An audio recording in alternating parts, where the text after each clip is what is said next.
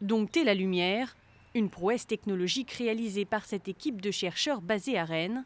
Ici, on construit des boîtiers qui changent la forme de la lumière au sein des fibres optiques des réseaux locaux. Résultat, on obtient des débits jusqu'à 400 fois supérieurs au réseau classique. On est capable de prendre une vieille fibre, d'envoyer de la lumière sur chacune des formes qui peuvent passer dans cette vieille fibre-là et augmenter son débit de manière très significative. Chacune des formes peut porter plusieurs centaines de fois plus d'informations que si on ne pointe pas, si on ne contrôle pas la forme de la lumière, et on peut avoir entre 4 et 10 formes dans la fibre. Des travaux en optique quantique qui avaient débuté en 2010 dans ce laboratoire parisien. Nous, on manipulait la lumière pour faire de l'imagerie quantique, on appelait ça, et finalement, on l'a utilisé pour faire de l'imagerie classique appliquée aux télécommunications.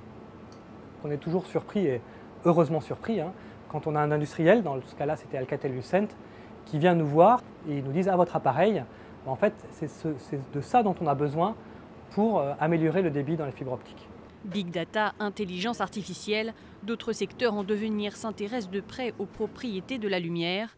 Lighton, une start-up française, vient de développer un coprocesseur optique hors norme, capable de traiter des big data, parfois appelées données massives. Sa spécificité, il n'utilise pas des électrons, mais des photons, et donc de la lumière pour transmettre l'information.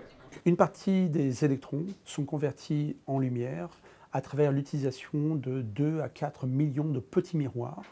Cette lumière va directement aller dans du matériel qui est diffus, qui va faire l'opération qui est intéressante pour nous et qui va être reprise en image par une caméra. Cette information lumineuse qui est reprise par la caméra de 1 ou 150 millions de pixels sont des informations qui vont être reprises directement en 0 et 1 et qui vont être intéressantes pour ces opérations de machine learning et d'intelligence artificielle.